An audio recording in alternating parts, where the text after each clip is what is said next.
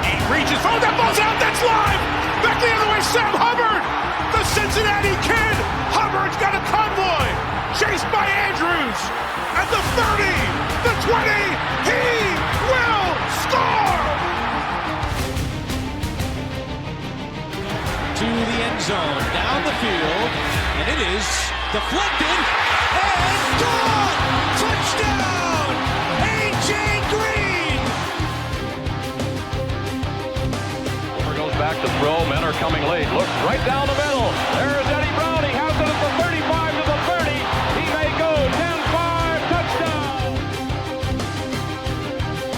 Now the Bengals Super Bowl chances rest on his right foot. The kick is up. Yeah. It is good.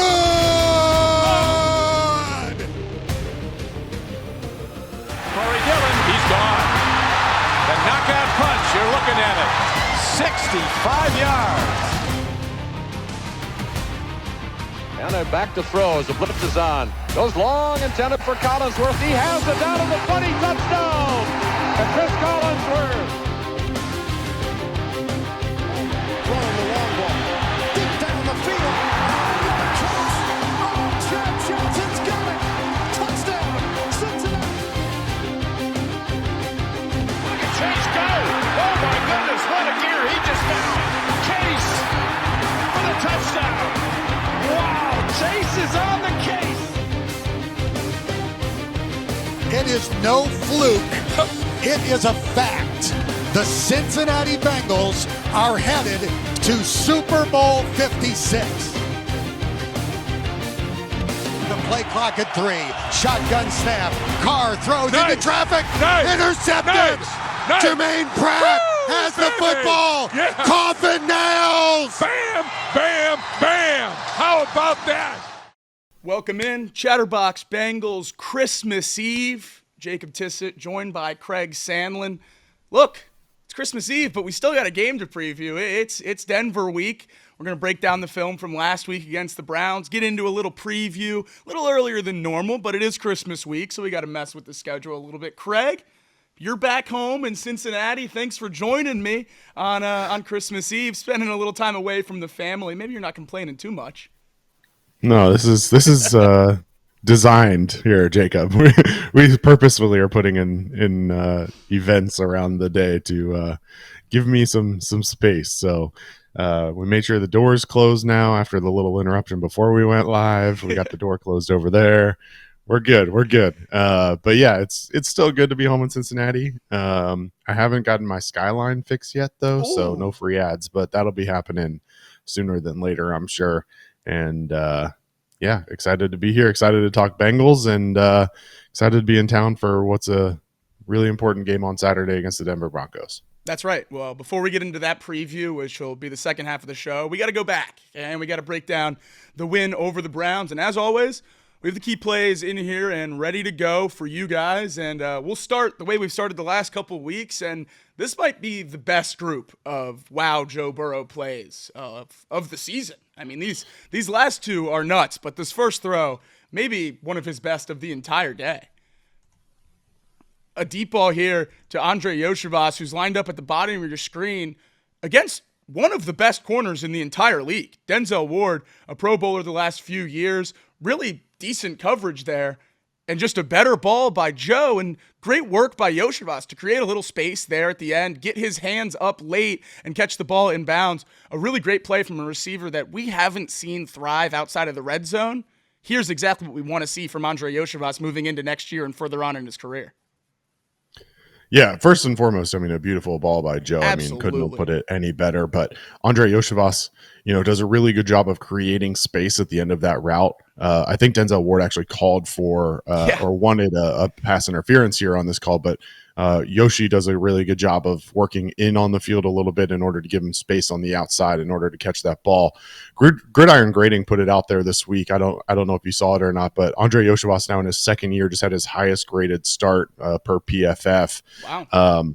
And when you look at him amongst the 2023 wide receiver class, which had a number of really good wide receivers. And you look at it, he's currently 5th out of that class in touchdowns with 10, trailing only Jordan Addison, Jaden Reed of the Green Bay Packers, Tank Dell, and Zay Flowers. He's actually tied for 3rd. Now that I look at it, he's tied with Tank Dell, Zay Flowers, Quentin Johnson, and Puka Nacua, along with JSN from Seattle. Wow. And then if you also look at his receiving success rate out of that group, I hate to tell you, Jay, he's 3rd out of the entire 2023 wide receiver draft class. Come on, Yoshi. Rashee Rice and Puka Nacua are the only 2 wide receivers ahead of him in terms of receiving success rate since entering the league in 2023. That was a really good draft class. Again, we're talking Jordan Addison, Jaden Reed, Tank Dell, JSN, Zay Flowers, Puka Nacua, Michael Wilson. The list goes on and on of 2023 wide receivers. And I know we've talked a lot about whether or not Andre Iosivas can make that step into being a number 2 if the Bengals were to lose T. Higgins. But the fact of the matter is that even as the number 3, he's still one of the most successful wide receivers out of that 2023 class across the board. So the Bengals have to be pretty happy with the production they've gotten out of him. Absolutely. He's not getting a whole lot of targets, obviously, but in terms of the success that he's had, and he's obviously become one of Joe Burrow's favorite targets in the red zone, can't complain. A lot of those numbers are really reassuring because, I mean, the flashes are phenomenal. We've obviously seen the touchdown production, especially last year. I think it was like 1/3 of his catches or something, maybe even more, were touchdowns his rookie year. And this year, obviously still sustaining that touchdown production up to 6 this year. But he's doing more outside of the red zone, which is the best thing to see because he's always done well in those confined spaces, but especially over the last few weeks, making big time plays in the middle of the field. And even there, a deep ball, which we haven't seen a lot of. Maybe I'm wrong. Maybe it is in there that he can take the step up to be a bigger piece of this offense in the future. Maybe wide receiver, obviously I'm not saying he's going to fill into T. Higgins' shoes, but maybe the trajectory for him to become a more meaningful piece of this offense is right there. I mean, you're talking about numbers in those metrics like Puka Nacua and Rashee Rice. I mean, if we had one of those guys as our wide receiver 3 right now, I don't think we'd be talking about re-signing T. Higgins. We'd be saying we're good to let him walk and operate with Jamar and one of those guys. Well, some of those metrics imply that Iosivas might even be better. So maybe with the targets, maybe those numbers will come. That's really exciting news as we move into the offseason and talk about this team's needs, because if you can have Iosivas, or, I mean, Charlie Jones has been out forever, but we've talked about the wide receivers that the Bengals have drafted not exactly showing you what you wanted to see in order to feel better about letting T. Higgins walk. Maybe Iosivas is a little bit more of that when you read into the numbers a little bit deeper. But at the end of the day, all these wide receivers' production is incredibly reliant on one guy, and that guy is Joe Burrow. And it's because he makes plays like this. This one not getting as much attention as maybe it should because of the Superman touchdown pass that we'll show later, but avoiding all the pressure in the sack, a pump fake, and then basically a behind-the-back pass to Drew Sample. Just an incredible play. This is something that we've seen a couple times in the last couple weeks. It reminds me of the pitch to Chase Brown from a couple weeks ago where Chase Brown turned upfield and got a couple yards. Here's Sample making it work with the ball in his hands. As Reed Mouse always says, a weapon of mass destruction when you get him the ball in open space, and that's exactly what Burrow does here. Just a great play, getting wrapped up, spun down, losing your eyes on the receiver, but still making the play. I don't know how many guys can do this in the league, but we've seen Joe do it time and time again. I mean, he had 4 different guys who had an opportunity to sack him on that play, and he was able to elude his way through and find Drew Sample. I mean, not only is it incredible vision for him to be able to feel out the pocket like that and keep his eyes downfield, but then obviously to elude the tackles while he's doing that is incredible. I mean, we saw multiple times during this game on Sunday when Dorian Thompson-Robinson was being rushed, and he was not keeping his eyes downfield at all, and obviously, unable to complete any passes during that rush. Joe Burrow, it feels like every single time he's rushed, he's keeping his eyes down the field. Now, he did have the one at the end of the game from the 1 yard line that it didn't feel like he kept his eyes downfield, but we talked about that on Sunday, and that, if he's going to make plays like this every once in a while, you're going to have a play like you did at the end of the game. But, I mean, for this, not only is he eluding tacklers, but he's in the grasp as he's going to the ground, being tackled, finding Drew Sample basically behind, like over his shoulder, behind him, like insane play. And it seems like every week we've got plays like this from Joe Burrow.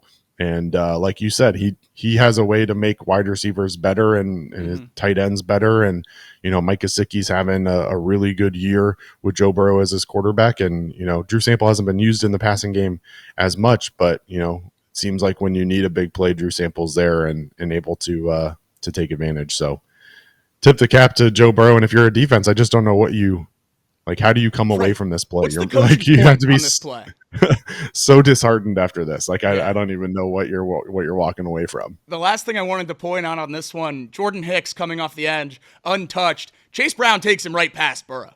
If Chase Brown can't seal off that block on Jordan Hicks, Burrow's probably going down for a sack. This is a point in Chase Brown's game that he was told to improve the pass blocking, the pass catching. We've seen it in the pass catching. Jordan Hicks still gets a little bit of pressure, but Chase Brown takes him right by, opening that lane for Burrow to step up. A really good pass protection block there from an undersized back and a piece in his game. He continues to prove, look, I'm an every down back. And we've talked about him week in and week out now. Chase Brown is doing a lot more than just on the stat sheet, and he's been a special player. I know when that one goes around, everyone's circling Joe Burrow, but if Jordan Hicks doesn't get blocked there and ran past the quarterback, Burrow's going down in the backfield. So another really good play there by Chase Brown. The last 3 weeks from Chase Brown, according to PFF pass blocking grades, all 82 and above. This week 82.7, last week 82.8, week before that 83.5.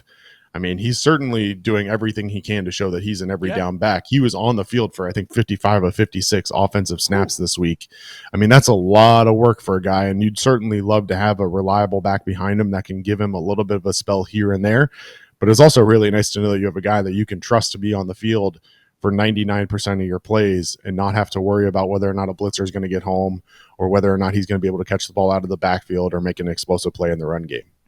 Absolutely. And he's just been so versatile. I remember at the trade deadline when we traded for Khalil Herbert, the question everyone was asking, can he pass block? Is he a pass pro guy? Because we thought that was the hole in Chase Brown's game. Or obviously over the last 3 weeks, that's why we don't see Khalil Herbert, because there is nothing that he does better than Chase Brown. Chase Brown is one of the most versatile backs maybe in the entire league, and he's really coming on now as not a rookie, a second-year player, but his first year really emerging in the offense, and such a great pick. One of few hits, I think, for the Bengals drafting with this current regime in office. But obviously the biggest play of Joe Burrow's Sunday, and we can't do a key play segment without it, the Superman touchdown pass. And every time I watch it, it just gets crazier. Another play where there's too much pressure for most, but Joe avoids it, gets the pass off, and it's a touchdown to T. Higgins. Just an unbelievable play.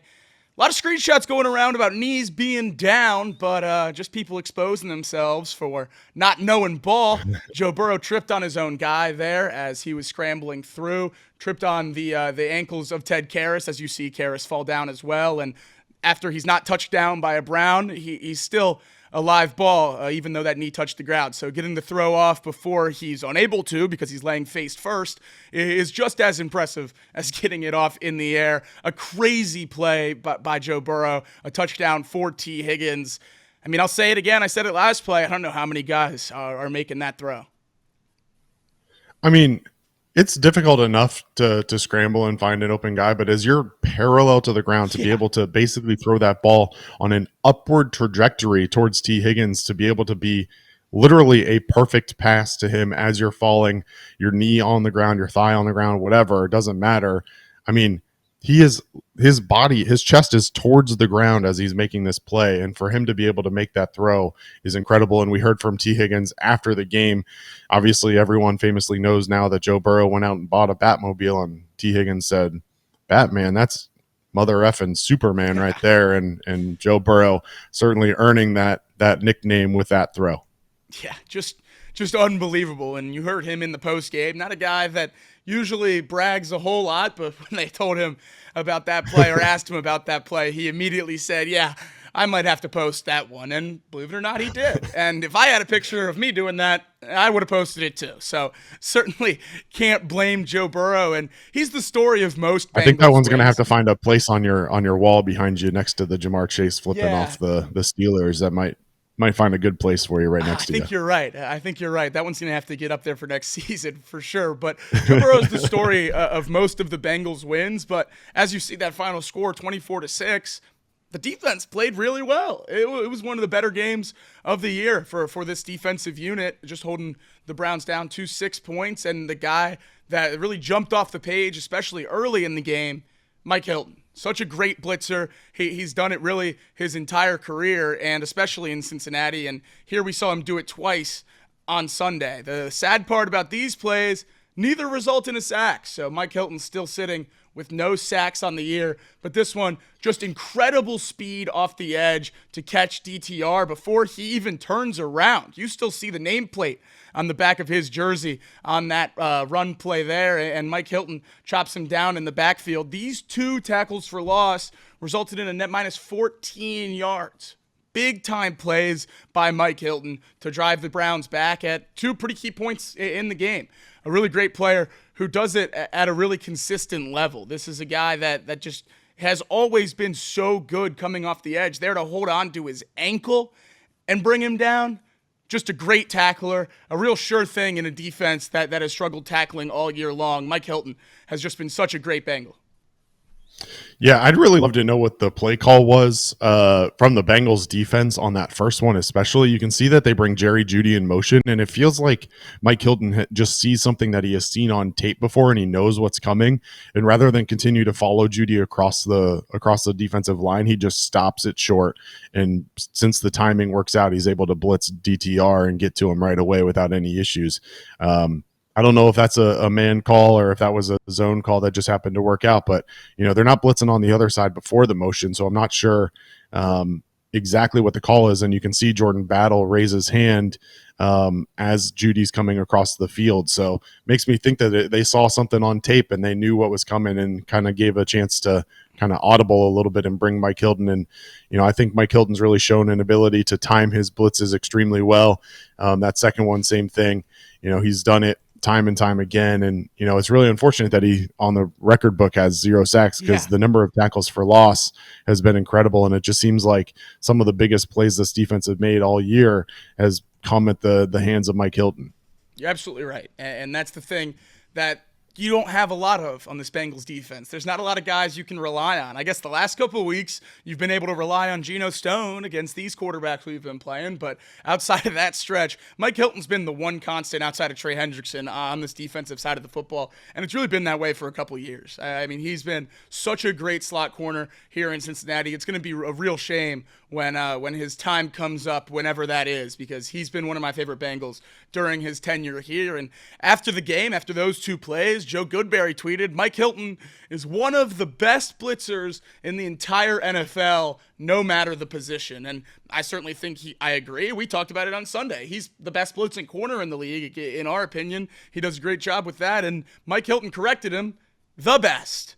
I'll correct it for you. So Mike certainly has an opinion on where he stands on the best blitzers in the league. And look, the film backs it up. The film backs it up, at least to a degree. This guy's a ball player, and it's great to have them in Cincinnati. I know the defense hasn't been great, but it's important to shine the light on the guys that are good when those times do come, even though they haven't been very often this year. And this one, we'll do it again. We'll give a little props to Geno Stone. Hasn't happened much on this show this season, but a really, really great play here by Stone. And really, the great play is DJ Ivey staying with David Njoku all the way up the middle, jumping, tipping the ball, and then a one-handed grab by Geno Stone, sticking with the play to bring it in and get possession back for the Bengals. Really good all-around play here by the Bengals defense. That was the only option that Dorian Thompson-Robinson had. Everyone else sticking with their man in pretty good coverage and just trying to loft that ball up the seam down the middle, and DJ Ivey makes a really great play. And props to Geno Stone for sticking with it and making the one-handed grab to secure the interception. Yeah, I mean, this is a kind of a broken play here. I mean, you've got Njoku coming across the field, and as DTR scrambles, Njoku breaks that route up off the field to try and get behind DJ Ivey. And at first he does. I think he gets a little bit of space right off the bat off of DJ Ivey, but the speed of DJ Ivey to be able to recover on that play is impressive for sure. And then to be able to break up the pass, you can see it here where he breaks up field. DTR tries to fit it in there, unfortunately can't do it, and then it gets tipped up. And how many times now, I mean, it feels like all of them, but how many times now has Geno Stone been the beneficiary of a tipped pass from another defensive player who then benefits Geno Stone with the interception? I think that's at least 2 in the last 3 weeks that have been tipped.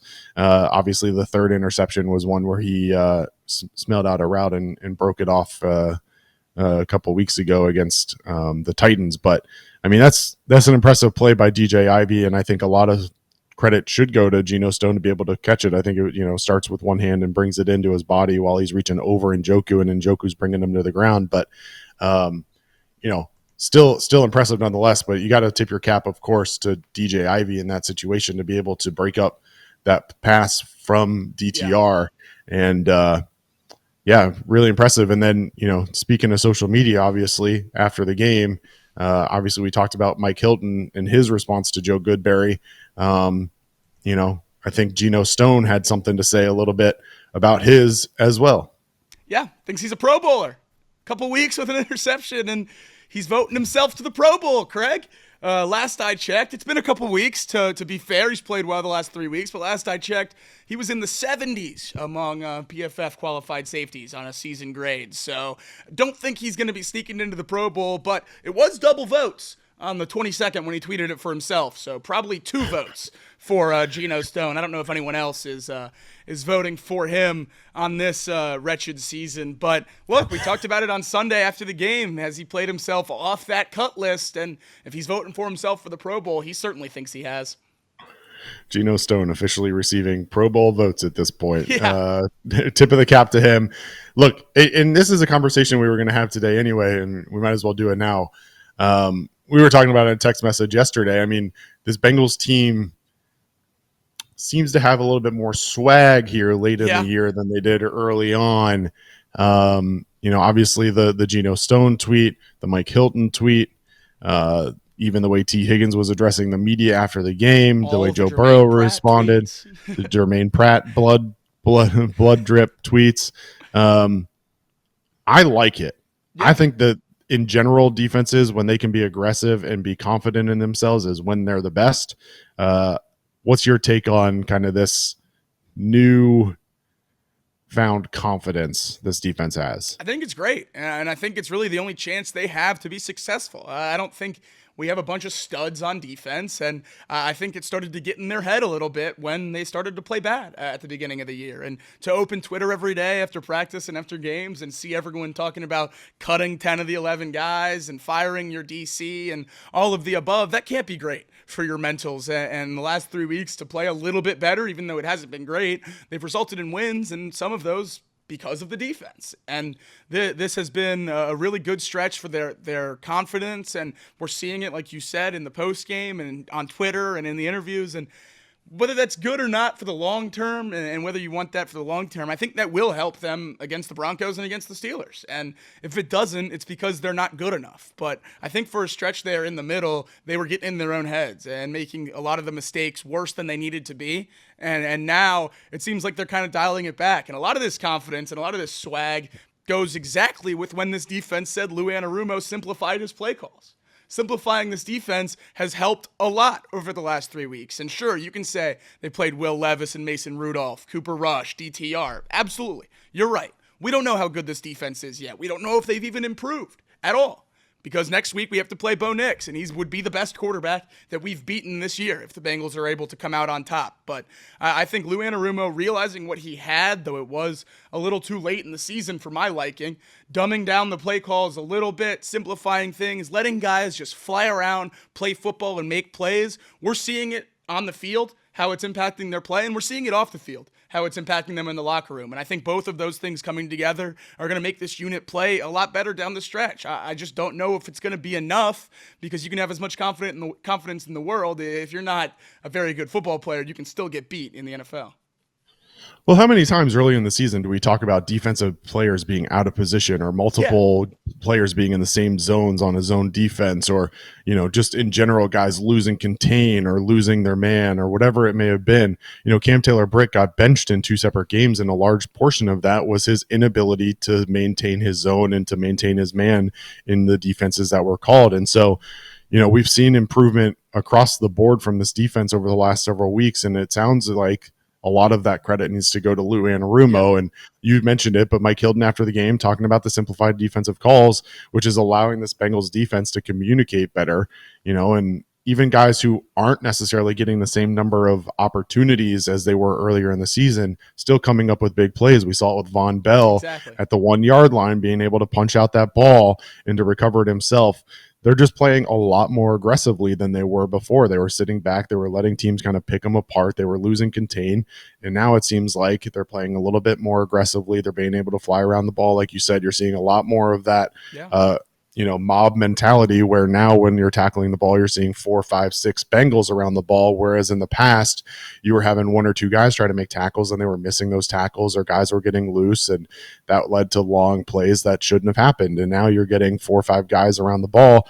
It's a lot harder for even a Derrick Henry to break through 4 or 5 tackles that are all happening at the same time than it is for him to break through 1 arm tackle from Mike Hilton. Yeah, and if you're a bad tackling team, help each other out. It's pretty simple. Help each other out. And that's where the frustration came against the Ravens earlier this year on the notable Tylan Wallace touchdown where he went down the sideline. It seemed like a lot of the players on this defense wrote it off as someone else will get the job done. And now it seems like guys are taking initiative on their own, which is exactly what you need when you're not playing with all pro talent. You need guys to work together. You need the system to benefit the players as much as the players can benefit the system.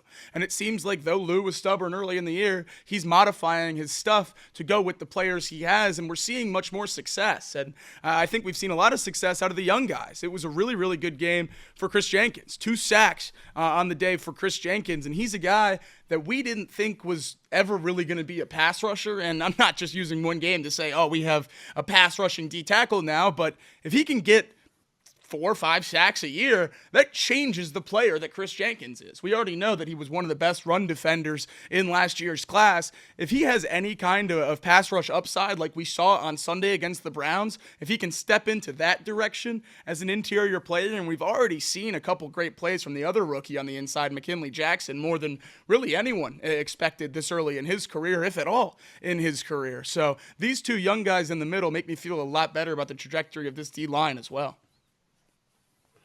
Well, yeah, I mean, this Bengals team's very young, and I think that's one of the things that has to be remembered when we're talking about this. And we haven't really done a great job of being honest with the fact that a lot of these Bengals are young, and you look across this defense and the number of young guys who are getting significant time. You've got guys like McKinley Jackson, Myles Murphy, who are both still 22 years old.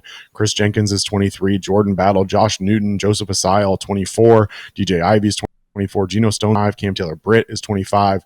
So a lot of these guys are still earlier in their careers. They're still learning the game, and maybe Lou was overcomplicating things early on, and for a young group who's still learning the way of the NFL, maybe that set them back, and maybe maybe that blame needs to go on them a little bit. Maybe it needs to go on Lou Anarumo a little bit. Maybe it goes all around.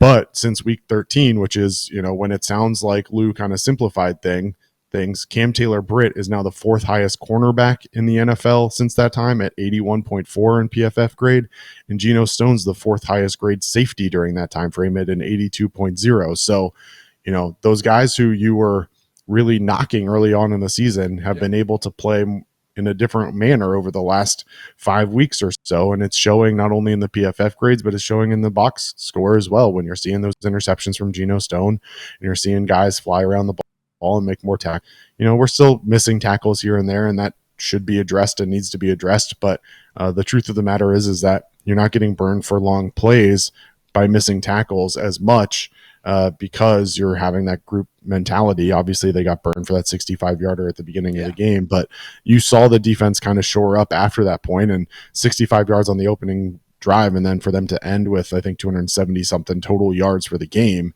when 65 of it came on that first play is not a bad showing by this defense by any means. No, 66 rushing yards to open the game for Jerome Ford, and he ends the game with 10 carries for about 30 yards. That's really, really good play by this Bengals defense, which we hadn't seen a lot this year. We talked about it after last week's game.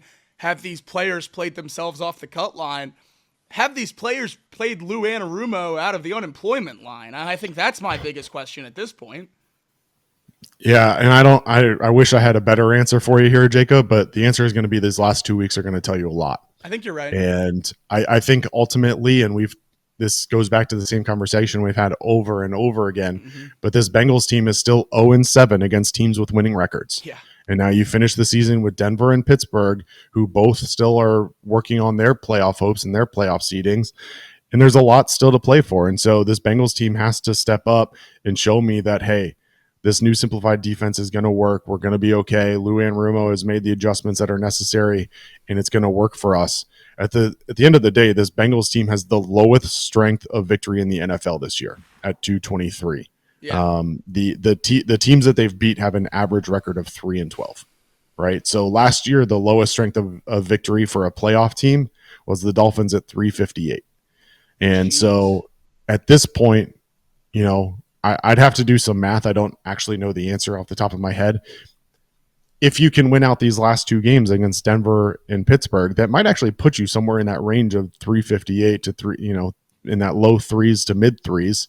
So maybe it lines up itself, but you have to win these two games and that'll be reflected in the strength of victory. But as it stands right now, you're 7-1 against teams with losing records and you're 0-7 against teams with winning records. And so it's time to put up or shut up. And this defense, quite frankly, this Denver team, which we're going to talk about more, it's a team that you should be able to take advantage of a little bit. They're not great offensively. They're not. Right. But we'll talk about that in a little bit. Bengals have won 3 in a row, and I know we're all focused on the playoff situation right now. We know what we need to have happen, and that's the biggest thing. But these last 3 wins have dropped the Bengals from 9th overall in the draft to 15th in the draft. And we all knew that this was going to be the situation going into this stretch. I don't care how bad the Bengals were all year. They were playing Will Levis. They were playing Cooper Rush. They were playing Dorian Thompson-Robinson. And our quarterback's Joe Burrow. You're going to at least win 2 of those games just by luck, and the Bengals won all 3. That's why all year I was saying that the draft model and where we were going to pick with wins and losses was incredibly flawed just because of who we had playing quarterback. And we've seen time and time again that the Bengals are clearly the best bad team in the NFL, and that's why we still have the conversation of if they sneak in, who wants to play them? And I think that's the biggest question at this point because I really don't know.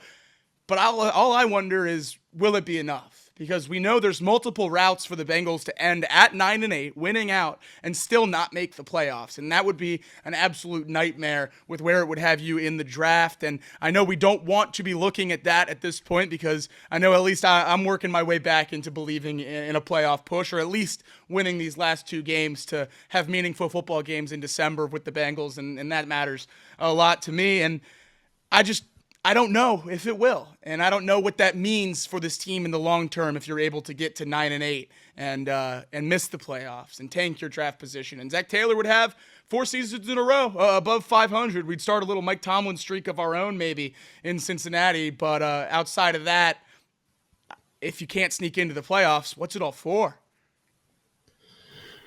Well, it's for confidence going into 2025. And ultimately, this team came into 2024 after a disappointing season in 2023, with obviously Jake Browning playing a majority or a big chunk of the season. And so, you've confirmed what you thought you knew about Joe Burrow and that he is one of the best quarterbacks in the league. Yeah.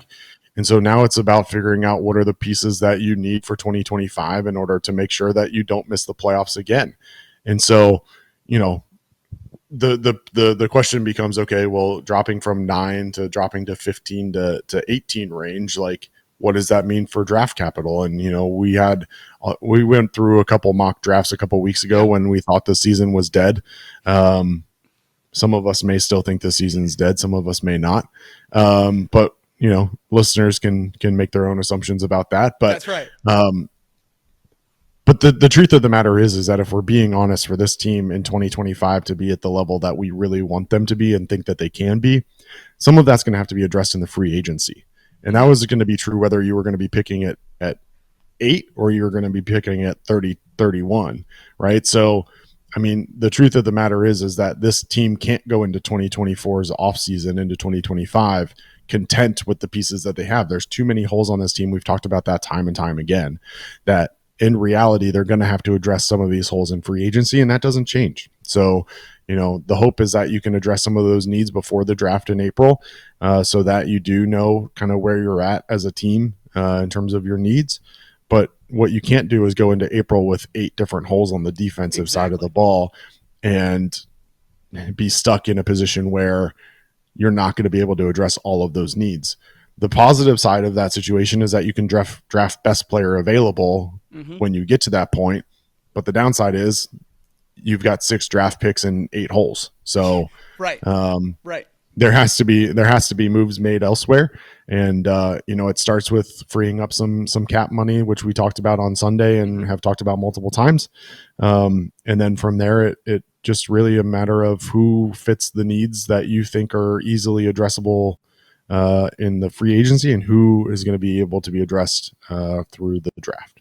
I think as we move through these next 2 weeks, we hopefully get a lot of answers about where those holes are. If Geno Stone can continue to play well over the next 2 weeks, that bumps safety down the list considerably. I mean, if this interior of the defensive line can continue to play better and better, and Iosivas and Myles Murphy can show some flashes, maybe that drops down the need for that position a little bit. We know guard is going to be a big priority. We know edge rush is going to be a big priority. If these corners, Cam Taylor-Britt, could still be a top 5 corner in the league for the next 2 weeks, maybe we're talking about that position differently as we move into the offseason. We know we have DJ Turner and Dax Hill coming back next year. They were playing at a relatively high level before they got hurt. Certainly has the secondary looking different. If they're healthy all year long, there's a lot more exciting pieces on this Bengals team than we thought maybe 3 weeks ago. Maybe some pieces, I'm not saying to build around, but are decent stopgaps for more than just this year. And if you fix the other holes around them, maybe this defense can get to the ever-elusive middle of the league that Bengals fans want them to be so bad, because we've seen when they were 15th and when they were 16th, the Bengals made an AFC championship and a Super Bowl. So that truly is all Joe Burrow needs in order to get the job done. We have one of the worst defenses in the history of organized sports this year for the majority of the season, and we're still talking about playoff scenarios here getting into week 17. As crazy as they may be, we still have them, and that's because of what the offense is able to do with the lackluster play. Just imagine if it was a little bit better. Where would we be? Where would we be if we made one more kick? Where would we be if we got a hold down? Where would we be if it wasn't a PI in Kansas City? It's crazy how many different things you can point to that would change this Bengals season so drastically, and that's why the record being what it is, when you look at it more in a game-by-game sense, this Bengals team hasn't beaten any good team. They've also been right there with almost every single good team, which is why I have a level of stupid confidence if they are able to sneak into the playoffs, because they won't get embarrassed. They'll lose 49-46, and maybe you make a kick instead of you miss it. I mean, I don't know what it is, but this team has shown fight really all year long. After losing to the Steelers, you could have packed it in, and they've played really the best ball they've played all year. I know it's been against lackluster competition, but still, we've seen plenty of teams quit when they're relatively eliminated from the playoffs and before they have that official 0. Bengals haven't done that, which has been good to see. I mean, it all starts with T. Higgins this offseason. Yes. The question becomes, what does that extension look like for T. Higgins and Jamar Chase, and can they get that done? That's Absolutely. The first question this offseason. The minute the season is over, those conversations have to begin.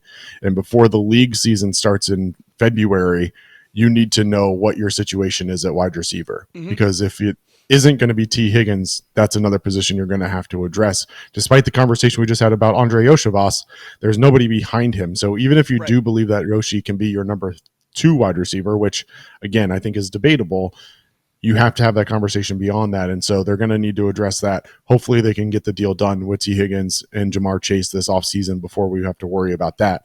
The other piece that I wanted to address real quick that ties into the game from Sunday is that we heard from Myles Garrett and his desire to be on a team that's ready to compete. Mm-hmm. And obviously the challenge for him is he wants to see that the Browns have a plan to compete in 2025 before he makes any decision about his future with that team. And so that comment comes around the Bengals game, probably coincidental, but it was also around the same time, we similarly heard from Joe Burrow and Jamar Chase about keeping T. Higgins. Yeah. And then the whole news comes out about T. Higgins moving agencies. Similarly here, Myles Garrett brings up the opportunity about re-signing with the Cleveland Browns, talks about the fact that he's not going to do it unless they're ready to compete. Well, here's a team in Cincinnati that's only 4 hours down I-71 who is in fact ready to compete, and oh, by the way, is in desperate need of an edge rusher. Where does Myles Garrett fit in terms of a potential fix at the edge position for this Bengals team in your eyes? Perfection, ideal, a dream, but I don't think the money makes sense really at all, especially if you're talking about extending T. Higgins and Jamar Chase. You're getting up towards $170-ish, $160 million between 4 players if you have all of them at top market value. So that's crazy. That's a lot of money in a couple guys. But yeah, it would be awesome. He's a star. He's one of the best, if not the best, defensive players in the NFL. He's one of the best, if not the best, edge rushers in the entire NFL. But I will say, if he leaves Cleveland and he doesn't end up in Cincinnati, just get out of the division. I don't want to have to play you twice a year. I don't want my quarterback's tombstone in your yard on Halloween. Get out of my division. I'll take Myles Garrett out of the AFC North basically just as much as I would take him on Cincinnati. But I would be over the moon if the Bengals were able to work that out somehow. Yeah, Myles Garrett, and this is what's always interesting to me. He's making a base salary of $1.2 million with a signing bonus proration of 4.2 and then an option proration of 14.7 million for a total compensation package of a little over 20 million. In 2020, he's got the out after this year, and that's what becomes the question, is that right. He did sign a 5-year contract with the Cleveland Browns through 2026, but has the out where he can get out of that deal. He's scheduled right now to be compensated $19.7 million in 2025, $20.3 million in 2026. It's a heavy payload for sure. The question becomes what's more important to him as he gets to that age 29 season, when for a defensive edge, he's going to potentially be starting to go down over the next couple of years. How important is it for him to be on a playoff team, to be on a Super Bowl contender? We don't know that answer. And that's where it kind of becomes difficult. Is he going to be expecting the $20 to $25 million that he would be making with the Browns anyway? Or is he going to be willing to go somewhere and sign a deal that maybe is a little bit more friendly to be able to stick around with a team that can compete? Or is there a way to structure the contract creatively, like it seems like the Browns did, where, even though the cap hit still hits it, that, you've got the base salary in one position and then prorations across the board? I don't know. At the end of the day, his cap hits his cap hit, and that's going to be in the 20 million range for the next couple of years. I don't know, man.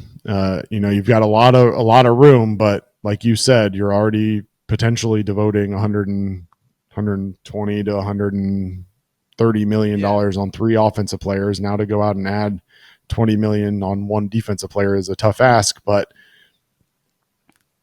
not out of the realm to make it work, especially with the young core that this Bengals team has that aren't making a ton of money. But I don't know. We'll see. Certainly makes the Sam Hubbard move a lot easier. Absolutely, it would. But I think the question you have to ask yourself if you're the Bengals front office trying to make a move like that, and I think it's the same thing as we were talking about at the trade deadline with the Max Crosby names floating around, Jeffrey Simmons names floating around. If you're going to trade or sign, in Myles Garrett's case, a guy that's that level of player with that level of contract, you have to be sure that one elite player can change this defense. You can't then be like, all right, we got Myles Garrett to fix the edge problem. Now we need corners and safeties and a linebacker and interior. You have to think that if you get Myles Garrett, the pressure will be better, which will raise the play of the back end. Myles Garrett will get double teamed, which will raise the play of the interior. He'll get more pressure, which means Myles Murphy will be one-on-one and all that stuff. You have to think that one elite player can change this defense in and of itself. I would still want moves on top of it, but you have to be confident that getting that one guy at $20 million can make this an average unit. Because if not, I don't think the money makes sense, because you're going to have to really dial back on the level of player you're signing elsewhere, because we know how much money we have invested in our offense, and we know that just from a bodies perspective, we need stuff on defense. And if you're signing Myles Garrett, then you're going to have to really go towards the mid-levels and even lower levels of the free agency pool, and then you're even more reliant on the draft for instant impact players, and that's where the Bengals have really struggled in recent history. Well, I think the question becomes, how confident are you in guys like Logan Wilson, DJ Turner, Dax Hill, and these other guys who haven't been able to play to come back and make an impact on your defense, and what kind of impact does that make? We all, I think, agree that Logan Wilson is a big impact defensive player. Yeah. The question really is, how much do you believe in DJ Turner and Dax Hill to be opposite Cam Taylor-Britt as your main cornerbacks? That's really the question, right? Is, yes, if I go out and I add another pass rushing defensive edge opposite Trey Hendrickson and take a lot of pressure off of Trey Hendrickson, I put a lot of pressure on to Myles Garrett, and now I've got two edges who can really rush the passer, puts a lot of pressure on that quarterback. Can my now healthy cornerbacks make enough plays and stay engaged long enough to be able to protect and get that quarterback in a position where he has nowhere to go in that limited time that those defensive edges are rushing? And, between the corners that are coming back and Logan Wilson, who is your best coverage linebacker as well, I think I'm confident enough in that making a big enough impact in my defense alone. And then you go out and add some trench work in terms of an interior defensive lineman early on in the draft and a guy who can pass rush as well, and you may end up with a really, really good defense. Obviously, the question becomes, is Jordan Battle your safety of the future alongside Geno Stone? Do you have to add there? There's plenty of conversations that still have to be had, but the truth of the matter is that with those three guys on IR that come back in 2025, if you have faith in them being healthy, they alone improve this defense significantly. Absolutely. Yeah, that's a huge point, and I think a lot of people gloss over the Logan Wilson injury because the linebackers hadn't been playing great this year. Not only is he the best coverage linebacker on the team, but he's also a massive leader in the middle of this defense, and to not have him in there next to Jermaine Pratt, something that they've become so accustomed to over the last few years, that's a major change, and for them to continue to play well and really take a step up without him, that's not a knock on Logan Wilson. That's a credit to the rest of these guys to be able to adapt to a new situation and really turn the page. And hopefully that can continue this week because Denver comes to town. And we know that this has been the circled game for many, many weeks now. We knew that this was going to be when push came to shove and we had to figure out what this team was made of. They didn't show me what I wanted to see over the last 3 weeks to have an overwhelming confidence, but they won. And they're still alive, and there's still ways to get into the playoffs, but all of those end if they lose to Denver. So no wiggle room, not a lot left. Bo Nix and Sean Payton coming to town.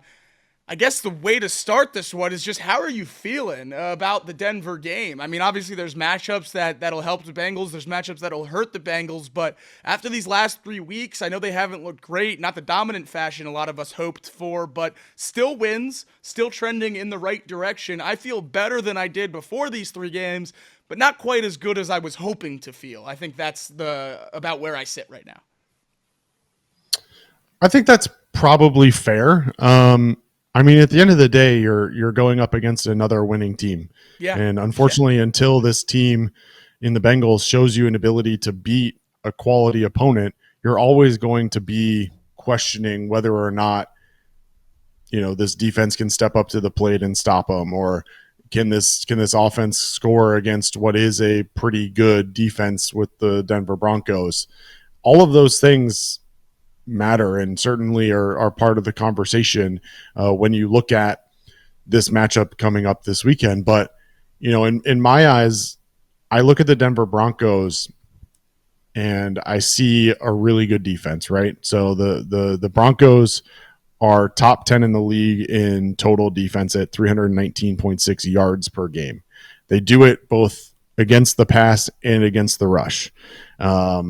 They're fairly consistent in all facets of the game. They play the ball well, and they want to control the game however they can, both offensively and defensively, only giving up 99.8 yards rushing per game at this point, top 5 in the league. So the question becomes, who do I have more faith in? Or maybe not more faith in, but who do I think comes out? Is it this Bengals offense, who is the best passing offense in the league? Yep. Or do I think that this Denver defense is better? And at this point, and it's the conversation we have a lot, I'm going to trust the best quarterback in the league to continue to show out despite who he's playing, because throughout the year, even when he's playing quality defenses, he's shown an ability to score the ball and he's shown an ability to win games. And at this point, that's kind of where my mindset is that this is still a very winnable game. If we're being honest, this Denver team offensively doesn't scare me a ton right now. Yeah. Maybe I'm overlooking some things, but to be fair, I think most offenses should scare us against, regardless of their output. That's probably fair. Probably fair. But look, I mean, I think Bo Nix can be turned over. I think this defense, the way they've played, can certainly do that. It's going to be a fun matchup, and Zach talked about it in the post-game press conference and how important this crowd is going to be. Yeah. Needing to get Bo Nix off of his game, creating an atmosphere where it's difficult for them to get the plays in, difficult for them at the line of scrimmage to make any adjustments, all of those things. So maybe falsely so, but I feel good. I don't feel great, but I feel pretty good. That's okay. We'll take pretty good. And Zach Taylor, you said it right there. He asked the crowd to make it tough on a rookie quarterback. And we found out earlier this year that we've kind of been fed a lie about the Bengals and Lou Anarumo's success against rookie quarterbacks. Hasn't been the best. I mean, certainly fine, but hasn't been great. Bo Nix playing as, at least in my opinion, the best rookie quarterback in the NFL right now and coming to town. And I don't know. If you asked me earlier this year how I felt about playing Bo Nix, I would have been over the moon and very excited and said that this lines up with this stretch of quarterbacks. You go from, Cooper Rush to Will Levis to DTR to Bo Nix. It's going to be a good 4-week stretch of quarterbacks. Well, obviously, the Broncos have surprised a lot of people this season. Bo Nix, top 10 in passing touchdowns this year. Really a good season for the rookie out of Auburn and Oregon, but he is 24 years old. This isn't a normal rookie. He has a lot of reps under his belt, and that's why Sean Payton loved him, thought he was going to be able to drop him into this offense and kind of just cruise right away, and that's been the case. They struggled a little bit out of the gate, starting at 2-2, but now a really, really good football team playing at a high level. I'm worried about this matchup offensively because if we aren't able to turn the ball over from Bo Nix, I just worry about the Broncos offense running the ball because that's something Sean Payton clearly wants to do, as we saw last week. Craig told me to pull this one in because it's clear what the Broncos game plan's going to be. At least last week, he wrote "run it" in big letters at the top of his play sheet. And if the Bengals can do what Zach Taylor wants them to do and get in Bo Nix's head, then maybe the run game can be a problem. And we've seen Javonte Williams kind of take a step back this year, but Audric Estime has been a strong, powerful runner in the middle for this Broncos offense, a guy that's tough to bring down. And I know over these last couple of weeks, the Bengals defense tackling has been better, but I'm scarred. I'm scarred from earlier this year. And with a big, powerful runner like Estime, I'm worried about the tackling in the trenches here. Yeah, I mean, for sure worried about that. And I mean, obviously that's been a concern every game, but I think when you look at it and you look at this Broncos schedule throughout the year, they haven't really had to win a shootout, or I should say they haven't really won a shootout. Like none of their wins, with the exception of the Browns game, have been like overly high scoring games. And so when you're talking about this Bengals team coming up and you're going to be forcing, at least we hope, Bo Nix to beat you, even in the highest scoring game of the year for them was their win over the Browns just 3 weeks ago when they won 41-32. But that wasn't because of Bo Nix. Bo Nix in that game threw for 294 yards, but he only threw for 1 touchdown and 2 interceptions, a 65.7 passer rating. The reason that the Broncos were able to win that game was not because of Bo Nix. And quite frankly, Jaleel McLaughlin in that game ran for 84 yards on 14 carries, 6.0 per pop. The two guys that scored, Javonte Williams only carried the ball 4 times for 1 yard and scored the touchdown. Michael Burton, a nobody, 1 carry for 1 yard and a touchdown. So I think if you can if you can put the ball on Bo Nix's shoulder and have to get him into a shootout, I feel pretty good about our chances. He has certainly had high-scoring games. I mean, you look at the Falcons game when he went for 307 yards, 4 touchdowns, and no interceptions.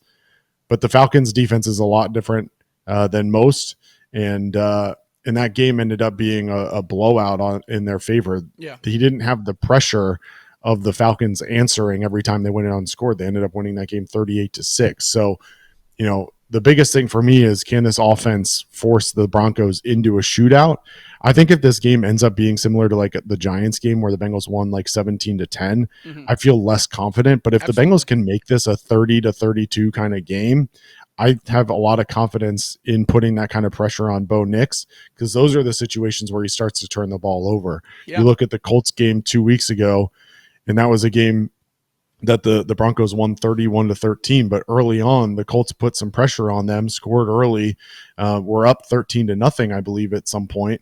And Bo Nix in that game against the Colts only 130 yards passing. So I don't know. I'd be interested to see what Bo Nix does in an enemy territory with pressure on him, where he has to win a ball game. And I feel a little bit better about our free-flying defense right now against this rookie quarterback than I do about him, picking us apart in the lowest scoring game. So my goal here is offense, make it a shootout. See if Bo Nix can keep up with you. And that's the goal. And the offense's ability to make it a shootout is really, I think, reliant on 2 guys on the Broncos defense. And I will bet on ours in one of the matchups and then hope and pray in the other. Obviously, the best corner in the league, at least in my opinion, Pat Surtain on the Broncos on the outside, and he's going to be matched up with Ja'Marr Chase basically all day long if I had to guess. He'll follow Chase around all day. He usually does follow the number 1 receiver of the team the Broncos are playing, and we've learned time and time again that it doesn't really matter who Ja'Marr Chase is going up against. He'll have a day. So in that matchup, obviously Surtain scares you more than most corners do in a wide receiver matchup, but I'm not losing sleep over Ja'Marr Chase lined up across from anyone. So I'll take my chances there. And obviously, T. Higgins on the other end, as long as he doesn't get hurt again, like we had a scare this last week against Cleveland, should be okay with the 2 wide receivers in the passing attack against the Broncos, with Riley Moss questionable to play, their other big-time corner out of Iowa. A big injury as we progress through the week. The other one, Craig mentioned it earlier. Zach Taylor mentioned in his press conference today that Orlando Brown and Amarius Mims are trending towards practicing today in a walkthrough, and hopefully that means playing on Sunday. And that's going to be a big deal as the Bengals have to play the Broncos' other star player, edge rusher Nik Bonitto, second-year player, really, really good player off the edge, 4th in the league in sacks, 11.5 sacks. He had that incredible pick 6 on the double pass by A.D. Mitchell against the Colts. Crazy play there. One of the best athletes in football, 6'3", 240, undersized off the edge, but the athleticism certainly makes up for it. He's been one of the best players in the league over the last few weeks. A 91 PFF grade last week for Nik Bonitto, first amongst all D linemen. Really, really just a crazy player with the kind of plays he can make. And if he's lined up across from Devin Cochran, or even the good things we've seen from Cody Ford, lined up across from Cody Ford, there's some fear in my heart going up against Nik Bonitto and how he can wreck that deep passing game. It's really interesting. And again, no free ads, but Barstool had an interesting clip that I saw this week. Outside of like Pat Surtain, I think the average fan probably doesn't know a single player on this Broncos defense, but there are a number of really solid players across the entire defense, and Nik Bonitto certainly stands out as one of them. I'm really interested to see how this Bengals offense fares. I would love for Pat Surtain to blanket Ja'Marr Chase. Please go for it, because at the end of the day, like you mentioned, I don't think that they have another corner who can shut down T. Higgins. So yeah. I wouldn't be surprised in this situation to see Pat Surtain actually sit on one side of the field, which is not what he normally does. But I don't know. For me personally, like, I have so much faith in this offense. Yeah. As ridiculous as it may be, I think the biggest challenge in front of this Bengals offense is themselves. In the games when we've seen this Bengals offense struggle, it feels like the play calling has been boring. It feels like that they haven't really been themselves, and you look at some of the games where they haven't scored a ton of points, like it just hasn't necessarily been Bengals football. And so I'm hoping that Zach Taylor at this point is in his groove a little bit more. And again, it's a short week. They go and they're playing on Saturday now. So there's the challenge there, and they had the walkthrough yesterday, a day that's normally an off day for the team. But you've got to get your body right and be ready. And luckily they're going into this game, hopefully, knock on wood, at least from what we're hearing, fairly healthy, which will be good as you're talking about Nick Bonito and this athletic Broncos front four.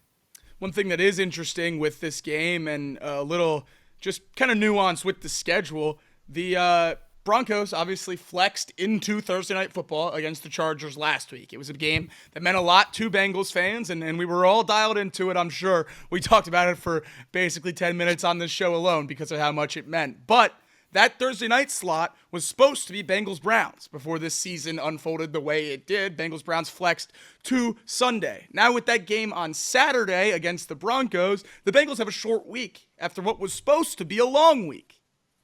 And being flexed out of that Thursday night slot for the Broncos gives the Broncos a long week into this Saturday game. So a drastic shift in terms of preparation, not just for the Bengals, but also a massive benefit to the Broncos with this flex scheduling.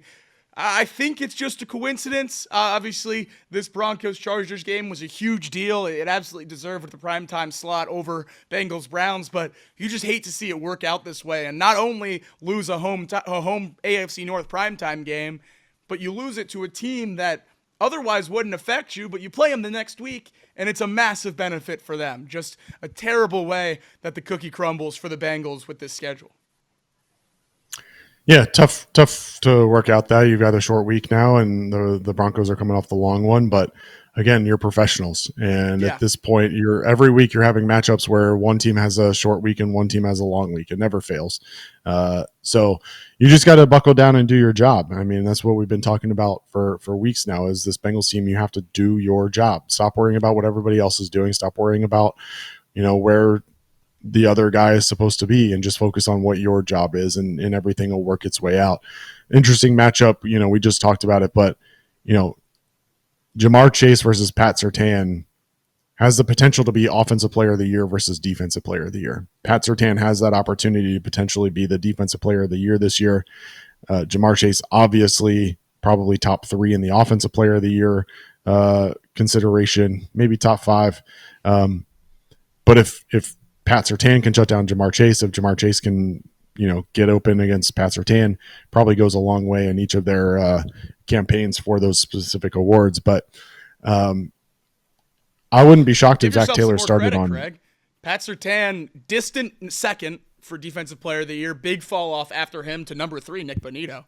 And Offensive Player of the Year, Jamar Chase, distant second. Saquon Barkley, big fall off to Jamar, big fall off to Derrick Henry. There you go. So you've got potential there where, both of these guys are trying to make a case, and, Jamar Chase specifically, he's got a couple of records that he could set this weekend. Yep. Needs 5 catches and 2 touchdowns to set Bengals franchise records. He's obviously chasing the Triple Crown. He's got guys on his tails in all 3 categories. In 2 of the 3 categories, he got a pretty decent lead in touchdowns, but yards and catches, I think he's 7 catches ahead of the next highest wide receiver and 128 or so yards ahead of the next highest wide receiver. So certainly some work to do to secure that. But yeah, I mean, both of these guys have a lot to gain and a lot to lose on this week. But going back to the conversation, I mean, if I'm Zach Taylor, knowing that it's a short week, and we always say don't look ahead. Yeah. But if you're going up against the Cleveland Browns and the next game against the Denver Broncos, yep, I might be cheating a little bit. I hope they were. Might be cheating. I hope they were. I mean, if you don't have confidence that you can beat DTR, you don't have confidence that you can beat many people in this league. And obviously, with the way the season went for the Bengals, you got to prepare for every game. And I'm sure they did Browns prep, but I hope they did Browns prep like Sunday through Tuesday, and then on Wednesday they started with the Broncos. Well, the other benefit of it is Thursday night means that the entire team could watch that game. Yep. Right. You're not having to worry about them competing at the same time, and you're not able to watch the game. So we already heard from Joe Burrow that he watched the first half until he fell asleep. We heard from others about, maybe they didn't know the level of importance of the game or whatever, but most of them are probably watching that game. And so you would hope, knowing that they're your next matchup, that you're watching intently. And I would have to imagine that most NFL players watch football games a little bit differently than you or I watch it, in a little bit of a different lens. So I'd be interested to see what they learn from being able to watch them going up against the Los Angeles Chargers on Thursday Night Football, a game that the Chargers won. So what did they learn from that? How did the Chargers beat this Broncos team? Can they replicate that? And my guess is that a majority of this team was at least watching part of that game. And I would hope that they learn from it and are ready for Saturday afternoon in prime time at 4:30 o'clock. 4:30 o'clock. There we go. 4:30 o'clock. There you go. That's what they say, right? I wonder if the players watch the Prime Vision on Thursday Night Football. I don't know. That's a good question. How do you watch it? I watch it whenever I'm at home. It's hard to convince the bartender or waitress at a restaurant to give me the Prime Vision on a TV. I've been successful a few times, but I watch it if I'm at home usually. I think it's really cool. Yeah, it is cool. I like watching it every once in a while. I go back and watch most of the film anyway. So, but yeah, I mean, I like what Amazon's done, and I know a lot of people don't love having to pay for a streaming service in order to watch football, but I think they put on a pretty good broadcast, even on the regular broadcast. They've got the little spies on who they think is going to be blitzing, and they do a really good job of bringing in kind of next gen stats and stuff like that. So, I like these Amazon Prime games, and it'll be interesting to see what Netflix can do on their opportunity to broadcast football games this week. But yeah, I'm excited for this game. Look, we go back to it, but at the end of the day, this Bengals offense just feels like they're clicking a little bit. Exactly. And Joe Burrow feels like he's playing backyard football with some of his best friends and knows exactly where they are on the field at all times. Has made some incredible plays, and I'm hoping that that'll continue on Saturday afternoon. Absolutely. That's the goal. That's the goal, and we know that there's not many options for the Bengals. There's just not. There's a lot of things that have to happen. It's a long checklist, and there's not a lot of ors left on that list. It's a lot of ands. You need everything to break your way. And it doesn't seem likely. The percentages keep climbing, but not as quickly as I would like, up to about 25, 27% to make the playoffs, depending on where you look. And if you beat the Broncos this week, certainly helps a lot. But you need them to turn around and lose to Kansas City in Week 18. And before we get into the rest of the system that we need to happen, there was an interesting report today from not a great source, but something I thought would be interesting to bring up and talk about. I saw on Twitter today that 25 days would be the number between the Chiefs' Wednesday Christmas game against the Steelers and their second round playoff game if they were able to secure that bye. That is a long time off. I saw a report that Andy Reid would not want to rest his players in Week 18 against the Broncos because that's too much time off before their playoff game. Obviously, we don't know if that's true. We won't know until it's reported by someone a little bit better than who I saw it from. But as we progress through, maybe that's an option. I hadn't thought about that with the Wednesday game and then the first round bye. That is a long time off. And we already debate rest versus rust in the NFL every single year. And if you're adding another 10 days to that time off, that's a long time. And I think there's definitely some merit to the conversation. Would the Chiefs really hurt themselves by sitting out for that long before their playoff game, especially a team that hasn't been playing great football? They're not exactly cruising through their schedule this year. I know they only have one loss. They're winning every game, but they're winning every game biting their nails at the end. It's all one-score games, and I just don't think this is a team that you can really watch right now in Kansas City and say, yeah, we can take 3+ weeks off, nearly 4 weeks off before our next game. I think they would certainly benefit from playing against the Broncos in Week 18. Obviously, I'm biased and the Bengals need them too, but do you think there's any merit to that 20+ day off stretch really killing the Chiefs if they choose to go that route? Well, I don't think that the Chiefs can sit their starters all of Week 18 if they do have it locked up. First, they have to get there, right? And not to get ahead of ourselves, right? They still have to beat the Steelers this week. And if they do, then they wrap it up. But to then sit from December 25th until January 11th or whatever that date is, I don't remember off the top of my head. That is a long time. And I think at the bare minimum, you probably treat it a little bit like a preseason game where your starters maybe play for the first half or the first couple quarters or whatever it may be. And depending on how the game's going, maybe you get them out earlier than later, or maybe you have a set number of plays where you want to get them in and get some reps in. But for sitting for 25 days is a long time. You're basically talking for 3.5 weeks at that point of them sitting and not playing. I mean, that is a very, very long time. And for them to then come in and in that situation have to come and play a playoff team after sitting for 25 days without a whole lot of full speed reps, I don't know. I think at the bare minimum, you're probably looking at Patrick Mahomes only playing maybe a half or so max. I think he's obviously the first guy that gets taken out for sure. And then the question becomes who, if anybody else, also gets a chance to sit.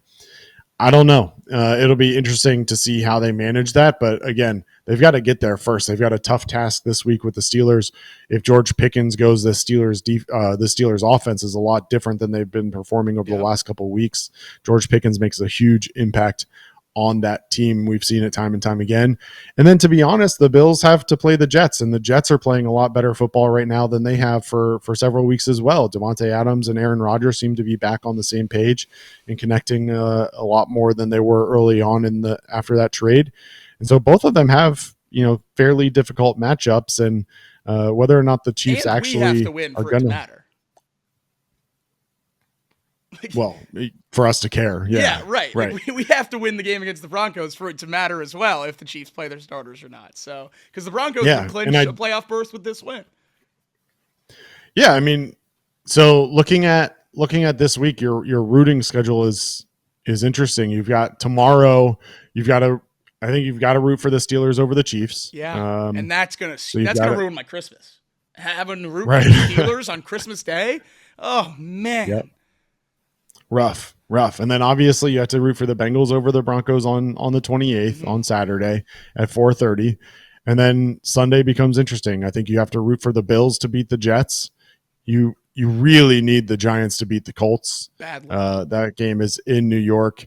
Would really like to see the Giants beat the Colts. And then you're going to have to root for the Browns to beat the Dolphins as well. Yeah. So you're rooting for division foes Stefanski, if you're in listening, several games. Give us Jameis. We don't want to watch DTR play the Dolphins. We need Jameis. I don't think you can go back, man. They won't. Maybe DTR gets hurt early in the game. We don't root for injuries. Was Jameis the number 2 in that? No. Was Jameis number 2? Third. Right. He came in against the Bengals, led a touchdown drive as the emergency third. He did in fact do that. I'm holding out hope. I can't have hope I'm good at blind optimism and hope. I can't talk myself into DTR getting a win.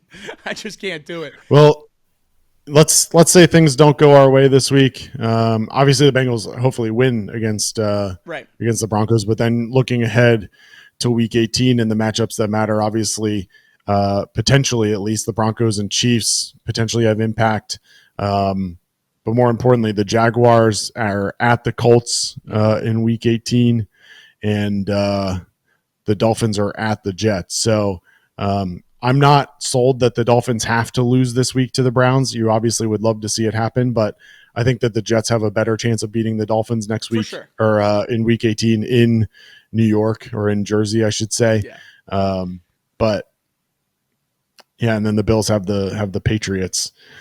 Looking at this Week 18 schedule and knowing potentially what's on the line in a number of different games, I think there's a real chance that this Bengals-Steelers game could be flexed into prime time. All of these games are TBD still. Yeah. If you look at intriguing matchups, in terms of matchups that actually will have an impact on the playoffs. So you've got Bengals versus Steelers. That obviously has a potential to have an impact on the playoff scenario. You've got Chiefs against Broncos, which hopefully the Bengals have already taken care of.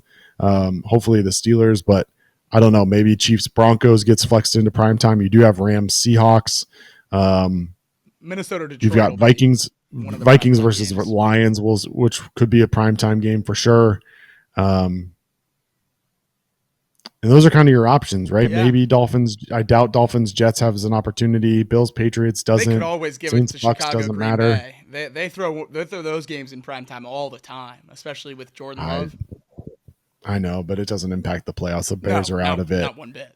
I think the only reason you do Week 18 all flex games is because of the playoffs. So Yeah. Games that have two teams vying for playoffs or in the playoffs: Bengals, Steelers, Chiefs, Broncos, Seahawks, Rams, Vikings, Lions. Those are your options. Those are some pretty good games, at least on paper. That's a hell of a slate for NFL fans.